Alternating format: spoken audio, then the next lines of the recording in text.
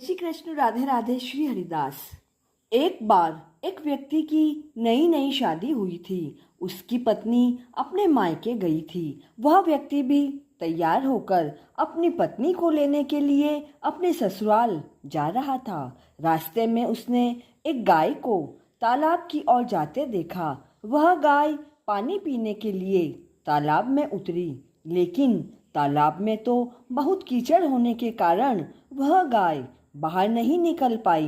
गाय ने जब उस व्यक्ति को देखा तो उसने उससे मदद मांगी, लेकिन उस व्यक्ति ने कहा, मैंने तो ससुराल जाने के लिए नए वस्त्र पहने हैं। अगर मैं तुम्हारी मदद करूंगा तो निश्चय ही मेरे कपड़े तो गंदे हो जाएंगे। उसकी यह बात सुनकर गौ माता बड़ी उदास हो गई और वह कीचड़ में धंसती ही जा रही थी। तब गाय ने उस आदमी को श्राप दिया कि अब 8 प्रहर बाद तू गधा बन जाएगा। यह सुनकर वह आदमी बड़ा डर गया। वह अपनी गलती के लिए गौ माता से क्षमा मांगने लगा, लेकिन तब तक बड़ी देर हो चुकी थी। गौ माता पानी में डूब गई थी। वह आदमी भारी मन से अपने ससुराल पहुंच गया और वहां पहुंचकर उसने अपनी पत्नी को घर चलने के लिए कहा। तब उसके सास ससुर ने उसे वहां एक रात्रि रोकने की कोशिश करते हुए कहा कि अभी आते ही आप वापस जा रहे हो, किंतु वह व्यक्ति कुछ भी बिना सुने ही जाने लगा। तो उसकी पत्नी ने कहा कि सभी इतना आपसे कह रहे हैं तो आप रुक क्यों नहीं रहे हो। तो परेशान होकर अंत में उसने अपनी पत्नी को गाय वाली सारी बात बता दी। यह सुनकर उसकी पत्नी उसी समय अपने पति के साथ घर आ गई। अब वह व्यक्ति गधा बनकर पूरे दिन घर पर ही पड़ा रहता और पत्नी को भी कुछ समझ नहीं आ रहा था। कुछ दिनों बाद उनके घर में रखा सारा राशन का सामान व पैसा आदि खत्म हो गए।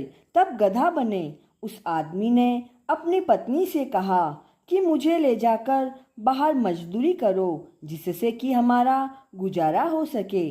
पति की बात मानकर वह औरत गधे को लेकर काम ढूंढने गई। उनके नगर का राजा अपने महल के बाहर यात्रियों के लिए कुआं खुदवा रहा था। कुएं से निकली मिट्टी को दूर डालने की मजदूरी का काम उस औरत को मिला, लेकिन वह औरत मिट्टी अपने सर पर रखकर फेंकने के लिए जाती।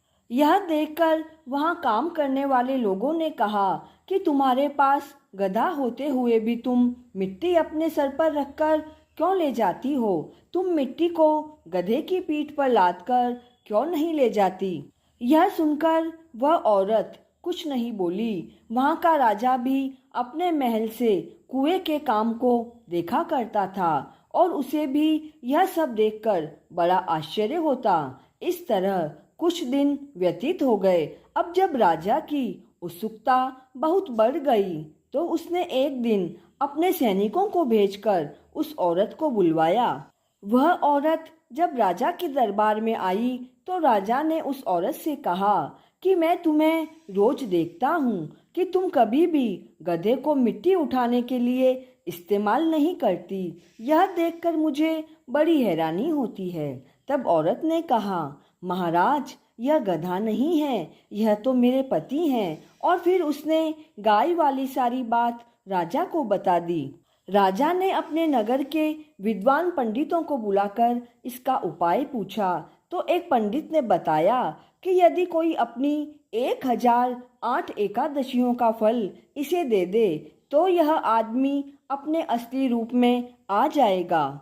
यह सुनकर राजा ने अपने नगर में ढिंडोरा पिटवाया, लेकिन किसी ने भी 1008 एकादशी के व्रत नहीं किए थे। बहुत खोजबीन करने पर राजा के सैनिकों को एक बुढ़िया माई मिली जिसने पूरी 1008 एकादशी के व्रत किए थे। सैनिक उस बुढ़िया को लेकर आए।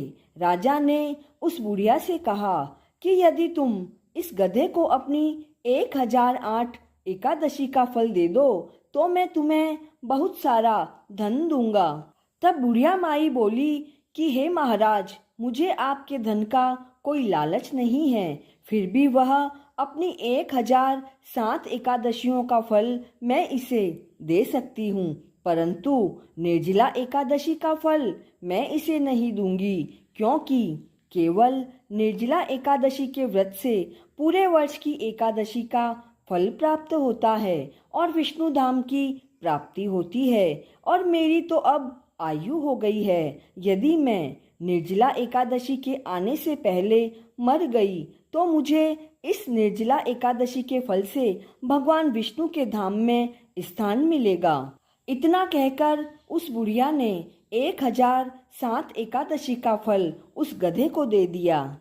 इस कारण वह अपने असली रूप में आ गया, किंतु एक एकादशी कम होने से उसका शरीर तो आदमी का हो गया, पर गधे की पूंछ नहीं गई। एकादशी व्रत व सभी एकादशियों में श्रेष्ठ निर्जला एकादशी का महत्व जानने के बाद वे दोनों पति पत्नी, राजा व नगर के सभी लोग हर एकादशी का व्रत करने लगे। एकादशी के व्रत के प्रभाव से उस आदमी की पूंछ भी चली गई और पूरा नगर सुख समृद्धि से युक्त हो गया।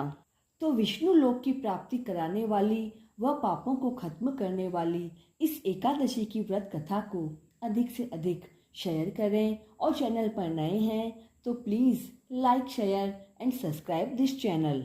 ठाकुर जी हम सभी की एकादशी को सफल बनाए, इसी मंगल कामना के साथ। जय श्री कृष्णा।